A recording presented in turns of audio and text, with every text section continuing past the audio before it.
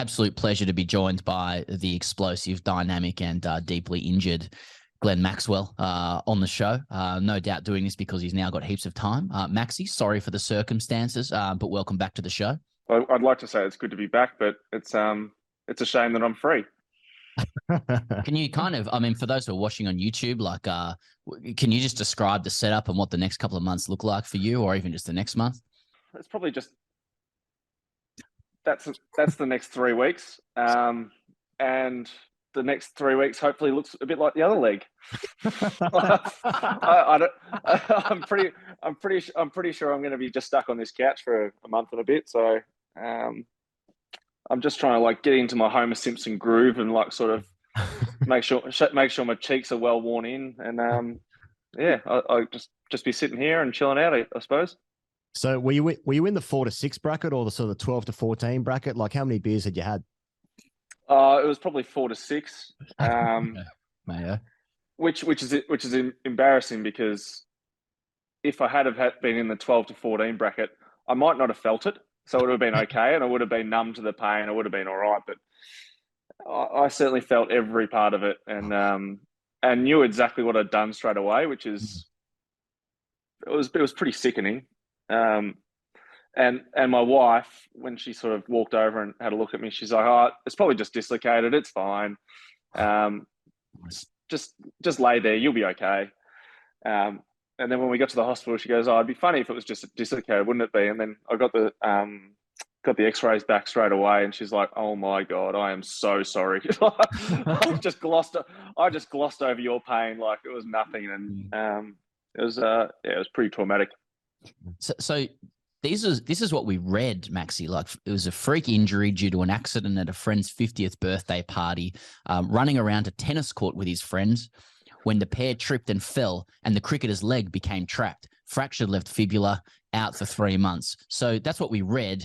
How much of that is true? And I'd like to go into a sort of blow-by-blow account of what you were doing with the bloke, tennis court staff, just so the audience and the public at large can to understand. Has the media reported this faithfully? They've reported that heavily incorrect. So when I spoke to the doctors, because I spoke to the doctor that night as soon as it happened and told him exactly what happened. I spoke to the CA doctor the next day, said the same thing. And then I read a report the following day that there was a tennis court involved. And I was like, I have no idea where that's come from. And I'm like, I've gone from sitting around a cheese board having a quiet one at a 50th to all of a sudden playing tennis with a sumo wrestler. So I just don't know where it all came from. So it's because I was imagining that you were doing like a 3-legged race. You know what I mean? Well, my leg ended up being the 3rd leg. It actually snapped completely off and ended up over the side there. So it was pretty gruesome. But yeah, it was so innocuous. And as I said in an interview yesterday, I've done a lot of dumb things on and off the field where, I dove on the boundary, ended up hitting the fence, and not a scratch. I'm fine. Jumped into a pool which is probably not deep enough to do a bomb into, and going, "Oh, geez, that was pretty shallow. I probably shouldn't do that again." Not a scratch, absolutely fine. And then to do something so innocuous, and then just slip a little bit, and then the other guy slip at the same time, and then all of a sudden there goes your big bash. It's just so strange and so weird and frustrating. So it's just annoying. So you were just you were walking and you slipped and someone else slipped and you just got caught? No, I was in I'd say a half jog. Okay. Wasn't moving too fast, and I was sort of half chasing him, and then sort of he turned around and I sort of slipped a little bit when he stopped. And then we both sort of held on to each other, and he's a bit bigger than me, and unfortunately, I ended up slightly on the wrong angle where my foot got stuck underneath, and he fell on top of the leg, and it made a horrific noise. And I heard and felt it, and knew exactly what had happened straight away, which is I wouldn't wish that on anyone. And it was pretty horrific. And I'll tell you what it reminded me of straight away. I remember when Nathan Brown broke his leg at I think at that stage it was Telstra Dome or Colonial. Yep. Yeah, get it and it could have been one of like 7 names. Telstra. Yeah, and he was sort of like in shock at the time. There was no sort of emotion, and I sort of had that sort of, after 2 initial like loud screams, I went through the same sort of clarity and like just sort of told everyone, all right, this is what's happened. I just need everyone just to give me a little bit of space. Just broken my leg.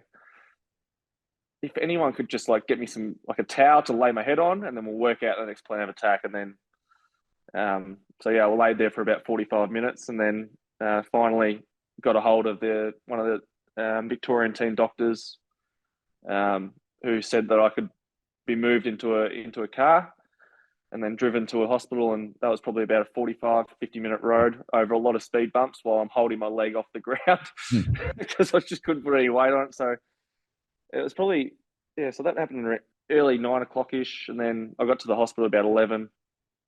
So that was safe for pretty speeches. shit. And then I just missed speeches. And then I saw the surgeon the next day at probably about 2 p.m. So I didn't get a wink of sleep from then on, and it was pretty horrible couple of hours. It was a pretty horrible day.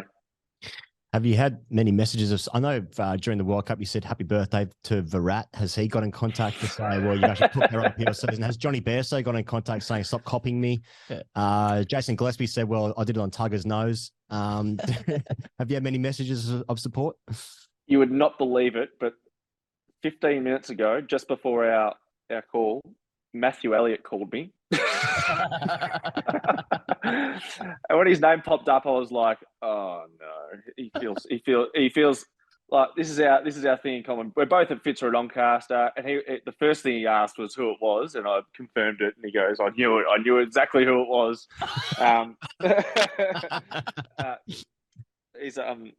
But yeah, he's been around our club for a while now with his two, Sam playing there as well. Zach did start at Fitzroy Doncaster, his other son. So yeah, he was good to chat to, and he said, "Oh, anytime you need to talk, I've got plenty of experience around this." And yeah, it was an odd number to sort of just pop up on your phone randomly. So you're obviously like protecting the identity of the person you were entangled with, and we don't know why you were chasing him and whether you were playing catch and kiss or sort of, you know, just want to tag him. But that doesn't matter. It doesn't matter. But is this person that you were entangled with, like, are they involved in grade cricket? Is this what we're saying? Is it another grade related? Has grade cricket stuffed us here? I did play a lot of cricket with him at Fitzroy Doncaster. Okay. But he was also my TAFE teacher at one stage when I was at Cedar. Okay. And he's still very heavily involved, and but yeah, he's had I wouldn't say a tougher week than me, but he hasn't had a great week. We've been in contact pretty regularly, but yeah, he's pretty flat about the whole incident. He came off okay, presumably, as well. Well, he's bigger than me, so I wouldn't have made, if the roles were reversed, I wouldn't have made a dent. It wouldn't have been a problem, but unfortunately, it was just the wrong way around. Well, if he's a grade player, he's probably just trying to get another game for the Big Bash, take out one of the stars, get himself in. If COVID hits again, there's a good chance he might be in. So he's knocked off one. He's just got 18 to go. I was going to say, if he's involved in grade cricket, I didn't know that. Then presumably this also means that he and Matthew Elliott will get you down to Fitzroy Doncaster just to help out with the boys as well. They would throw a few balls, and like, you'd be pretty keen with his free time to get down to the club. I don't know. Just feed a few balls into the bowling machine. Stand behind the net, sort of critique their techniques and all that sort of thing. I'll be there. I might do some scoring. That might keep my days going. Do you know how to score? Oh, well, I did. I feel like I did it a lot as a junior. I absolutely loved doing it. And then apparently someone said they tried to score the other day, but the scorebooks have changed. And I was like, oh no. It's like the new iPhone that you've got to learn all the new apps and the new buttons that you got to press. And I'd be the sort of person that would bring in my pencil case full of like different coloured pens. I think I'd really enjoy that. I'd be a nuffy. I'm a nuffy, so I would actually enjoy that. I mean, while we've got you, I know it was about, like, we wanted to clear up a lot of stuff about the injury and whatever, but like, because you played in the Australia team in the World Cup, you now have to explain everything. So like lots of our audience will have. Why didn't we win? Yeah. Why did we get what we wanted all the time? No, like lots of our audience will have heard or observed criticism about things like, Finchy speaking of tiredness, or others talked about lack of intensity and emotion. And Hilzo said maybe we don't win hard enough. And some other popular guy called it un-Australian. Do you regret now not netting more and making angrier faces in the field, or maybe running faster to your spot between overs, patting more blokes on the bum, drinking beers more aggressively, even though on the other hand, England, who won, like their coach said they didn't have to train? Just looking back on the World. I wish I was probably more active on Instagram, posting photos of like passion and like, great win today, boys. And it's me celebrating a 50. Maybe just, I wish I probably had done a little bit more things like that. I think that's a very English thing, and that's probably why they won. They were very, I suppose, social media centric. They knew exactly what their fans wanted. It's like Liam Livingston hitting the ball out of the stand and going, "Great day today, lads! Great win by the boys," and him doing everything. So, I think I probably should have done more of that, and then hopefully we would have got the fans on side. How do you reflect on the World Cup though, Maxie? Like, because I mean, Australia lost one game and then that was it, and Pakistan lost 3 games in the World Cup and they made the final. Though one of them was the final. Like, is that just the nature of the tournament only being 5 games? Is it in any way linked to what happened in the UAE where Australia were underdogs going into that, or is it just that's the nature of T20 cricket where it's just unless you're perfect or things go your way, then you're not going to make a final? Well, I think that's exactly right. Unless things go your way and you have that bit of luck throughout the tournament, I think like we basically lost the first game inside the first 4 overs where Finn Allen played out of his skin and hit everything for 4 or 6, and we were just like, there's nothing that actually we can do. We tried everything, and he just pumped it, and then he barely made a run for the rest of the tournament. And it was just like, well, we just caught him on his good day, and that can happen. And we know we've done that to teams as well. Stoinis did that against Sri Lanka, where there is nothing they could have bowled that wasn't going to get hit out of the park. So we know we had the ability to do that. Unfortunately, we just weren't able to throw the first punch in that game, and all of a sudden, we didn't. The one thing I do get frustrated at is I would have loved to have played that game against England, and win or lose. At least just sort of see where you're at as a team. Like that would have been amazing. I think it was a sellout at the MCG. 2 teams, whoever wins that will probably be in the finals. And I think that would have been a really good sign of where we're at. If we lose that, sure, throw the abuse at us. Not a problem. We'll cop it, but it sort of felt like we didn't really get the opportunity to sort of show where we were as a team. And yeah, I suppose that's just the one frustrating thing. And even I look at the Ireland game, Tucker came in and he played the probably innings of the Ireland tournament. He smacked them all over the place, and we didn't bowl badly. He just played some amazing shots and went for everything, and it just came off for him. So it's one of those things where a couple of guys had days out against us. Rashid Khan, I think, was averaging 3 before he played against us in the last game, and smacked us everywhere, and that can happen. And as I said, I don't think we did a whole lot wrong. A couple of guys had days out just against us, and unfortunately, we bore the brunt of it. Funny when hearing you describe what happened, Maxie, and like you seem to reflect a very kind of modern psychology about T20 cricket that mightn't connect very well with how a lot of guys from yesteryear might cricket, but like I do think it's interesting, you obviously made those comments where, it doesn't mean anything and you move on pretty quickly, which was definitely reported faithfully and not taken out of context, but it was exactly right. But I thought it was a really candid comment, and like about the kind of psychology that's needed to survive in international cricket in 2022. It's just kind of how you have to see things, but like a lot of the older guards seize upon it and run it through the principles of yesteryear, where your life's got to be on the line every minute. You're wearing the green and gold, and nothing else on earth matters more. Like, does it frustrate you that there seems to be like a disconnect between like the direction of international cricket, where you're always moving, there's always a new game, you've got to adjust yourself mentally as a result, and the expectations of like former greats and maybe the public who are just very like nationally focused, summer focused, exclusion of all else? Like how do you solve that? Just solve that.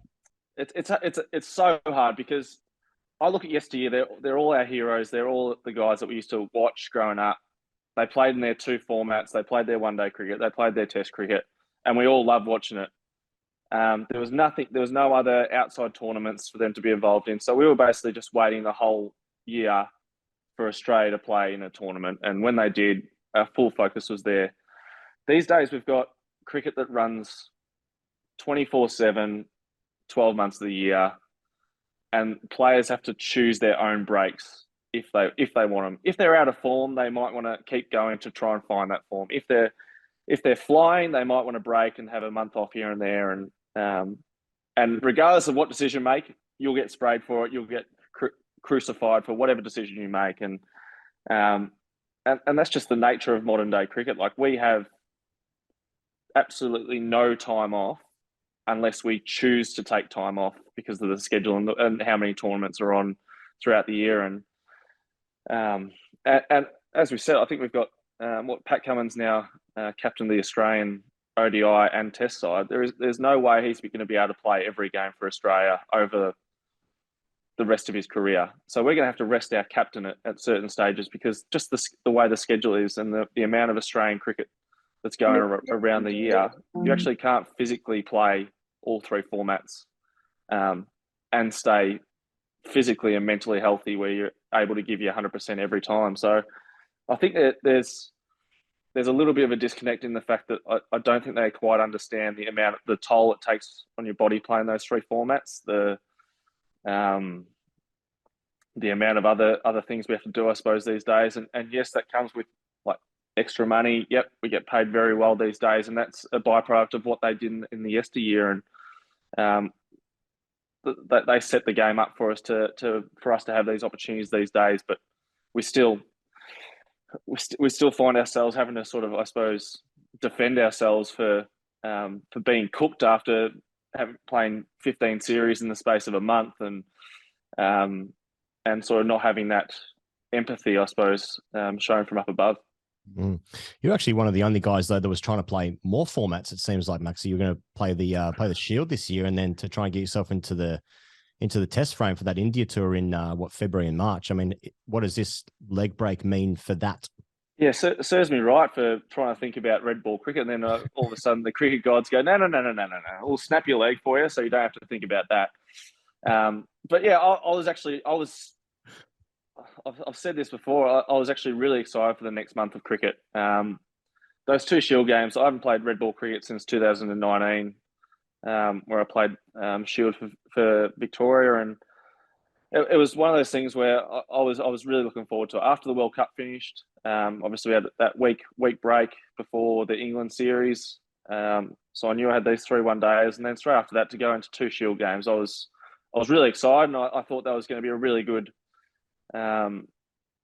chance just to get back to batting and not really be under any run rate pressure, not be under any sort of scoreboard pressure, just be able to go out there and bat and spend some time in the middle and enjoy just being out there and playing my own game, which is sometimes not always a luxury afforded to you in T20 cricket, where you're looking up and you need 10 and over, and you've got to put the foot in the accelerator straight away and adapt to what's in front of you. But yeah, I was certainly looking forward to what was coming up, and yeah, it is just a bit disappointing. I still might be able to get some Shield cricket towards the back end of the season, but yeah, it's still a long way away.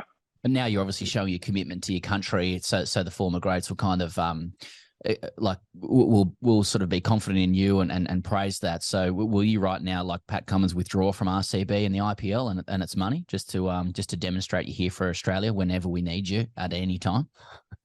Not a chance. I'm 34. I've got to cash in every opportunity I possibly can.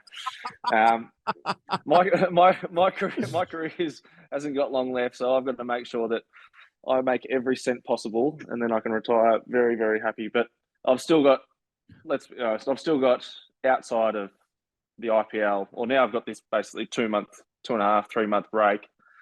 I've got an opportunity to set myself up for the back end of my career, hopefully get some strength up, trying to eradicate any soft tissue injuries I potentially might come up as an older player, and hopefully this extends my career by a year or two, and I can play a little bit longer for Australia. And there's a couple of World Cups coming up in the next 2 years, which I'm really excited to be involved in, and I'm hoping, as bad as this injury is, I'm hoping that there's a silver lining to it where I can, I suppose, be fully fit for the back end of my career, and hopefully it turns into some victories and we can carry a couple of trophies around with us. We were talking earlier about how SURYAKUMAR YADAV is just doing amazing things in New Zealand as well. And Virat said that he didn't watch it, but it sounded like it was a good innings.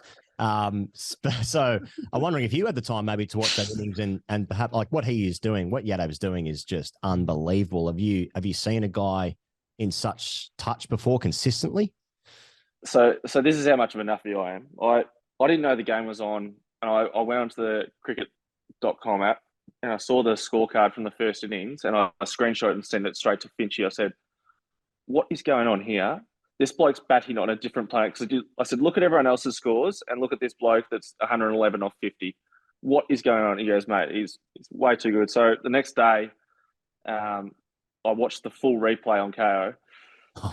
And watch the whole innings, and it's just extraordinary because the embarrassing thing is he's so much better than everyone else. Mm. It's actually hard to watch. It's like, oh god, no one we've got is close to that. No one anyone else has got is close to that. Like sometimes when during the IPL, Butler was pretty close, but SURYAKUMAR YADAV is doing it in such a bizarre, like ungainly way where he's hitting the middle of bat by just like stepping across, deciding to sweep someone who's bowling 145 from off the wicket on the other side, and then just putting his head down, walking down, chewing some gum, glove tap, bat tap, sort of a bit of a swagger, and off he goes and does it again. It's just he's playing some of the most ridiculous shots I've ever seen, and he's doing it stupidly consistently. It's just it's actually a bit hard to watch because it just makes everyone else look so much worse for not being able to do that. Can you give us an expert insight into what it is that is working for him? Do you know, or is it you're just looking at it going, oh, how are you middling these balls so often? Like what is how would you describe his method and how he goes about his batting? Well, he plays the field so well, and his wrists and hand speed is so quick that he's able to make a last minute adjustment or last second adjustment to make sure that he can get the ball into a gap. I think early on in his innings, he plays and misses a little bit because he's going so hard at the ball. He's trying to put the bowler under so much pressure. So unless you get him out in those first 4 or 5 balls, I don't think you can get him out. He's just so good. And the way he plays spin, the way he hits it over cover, he hasn't really shown people a lot in international cricket, but he reverses really well. He sweeps strong, and he still is able to hit the ball straight down the ground. And to have that ability to hit the ball around the ground, but so powerfully all over the place.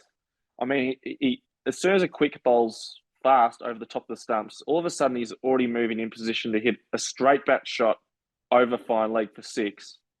And it just goes miles, and he's able to get his hands through so fast. I think that innings he played at Perth Stadium was one of the most ridiculous innings I've ever seen. Having batted on that wicket a couple of days before, that's incredible, especially for an Indian to bat in those conditions and be so successful. It was just incredible.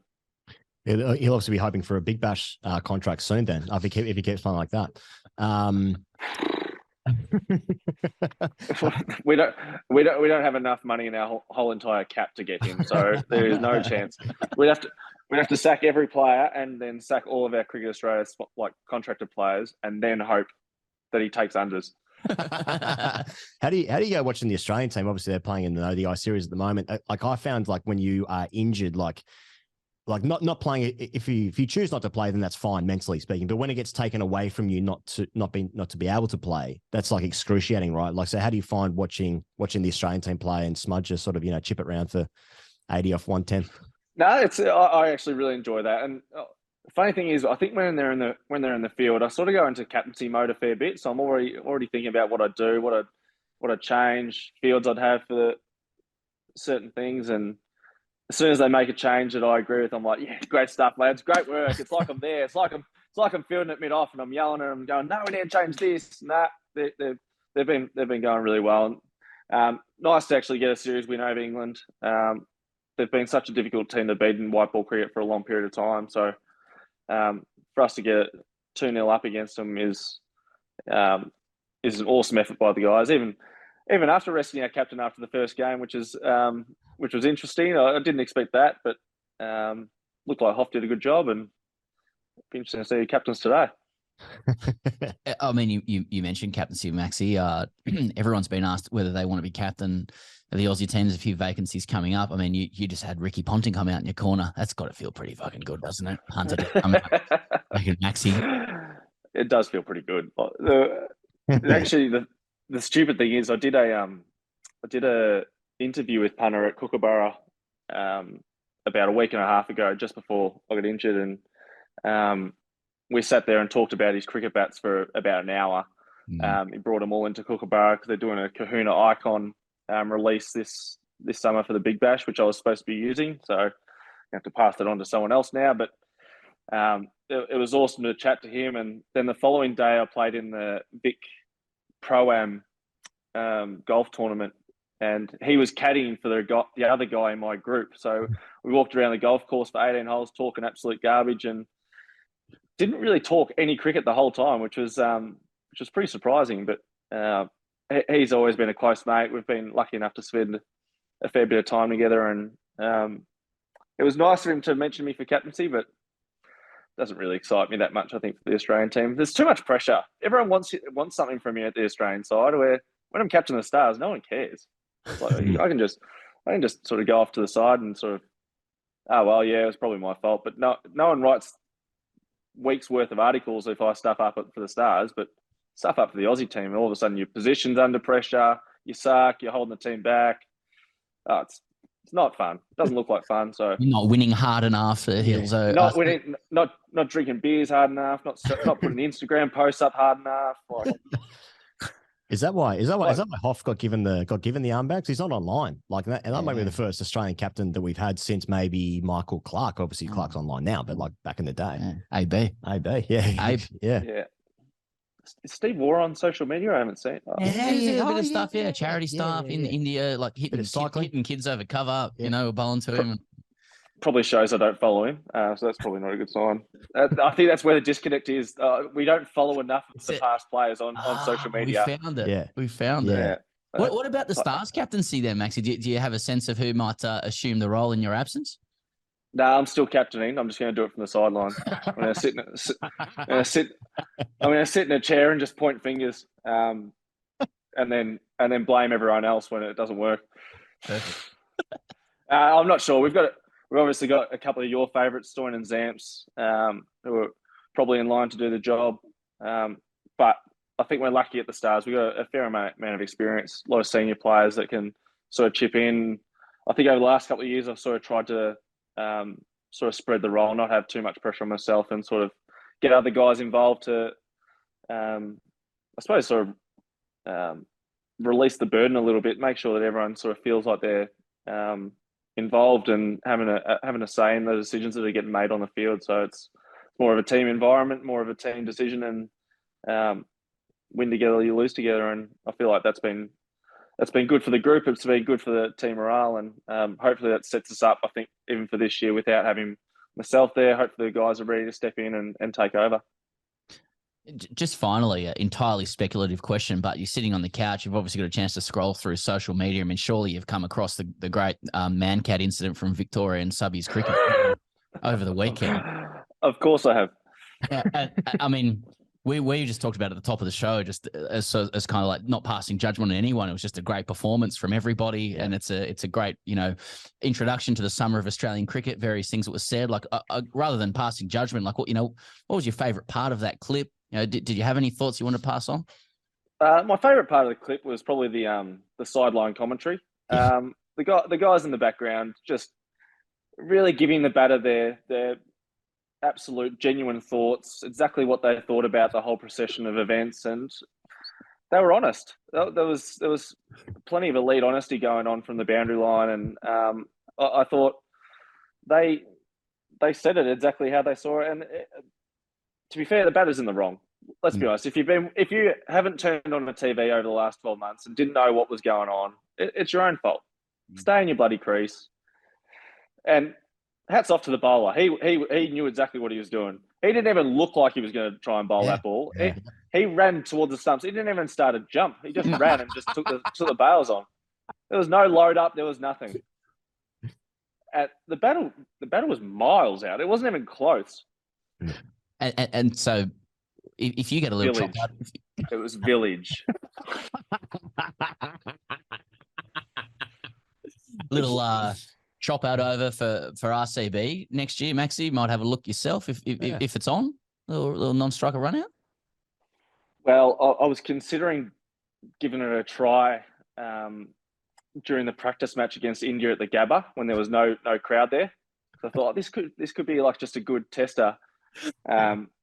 One way, but unfortunately, I had Rohit Sharma sitting on his bat at one end and KL Rahul on strike, and they were about none for 70 off 3 overs. So I was like, they're not in too much of a rush to swap strike. They're just hitting 6s and 4s. So I don't think they really care about the quick single too much. So I didn't really get an opportunity. If I had a bowled at the back end, I might have given it a crack. But yeah, maybe RCB. I think that's what they're looking for me. A bit of X factor, a couple of run outs, and we're always looking to tick off 1 run out per game. And now it's actually a run out.